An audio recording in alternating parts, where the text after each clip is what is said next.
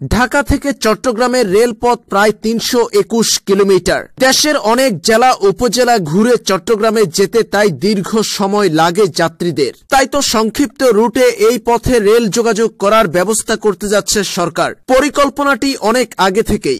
জানা গেছে ৩২১ কিলোমিটারের পরিবর্তে নতুন রেলপথ করা হবে ২৩৩ কিলোমিটার। ঢাকা চট্টগ্রামের রেলপথের দূরত্ব হবে ২৩৩ কিলোমিটার।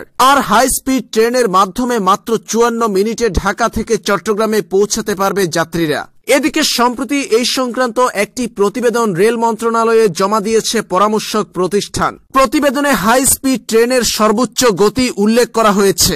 এই ট্রেনের গতি হবে ঘন্টায় ৩০০ কিলোমিটার। আগামী বছর নির্মাণ কাজ শুরু করলে ২০২৫ সালে ঢাকা চট্টগ্রাম রুটে এই হাই স্পিড ট্রেন চালু করতে পারবে সরকার।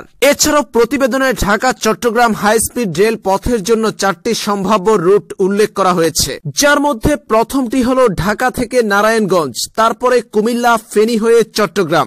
দ্বিতীয়টি হল ঢাকা নারায়ণগঞ্জ কুমিল্লা লাকসাম ফেনী চট্টগ্রাম। তৃতীয়টি হল ঢাকা থেকে নারায়ণগঞ্জ তারপরে ফেনী হয়ে চট্টগ্রাম। চতুর্থ রুট হল ঢাকা থেকে নারায়ণগঞ্জ তারপরে লাকসাম এবং ফেনী হয়ে চট্টগ্রাম। এই ৪টি রুটে বিরতিহীনভাবে যেতে হাই স্পিড ট্রেনটির সময় লাগবে যথাক্রমে ৫৬, ৫৭, ৫৫ ও ৫৪ মিনিট।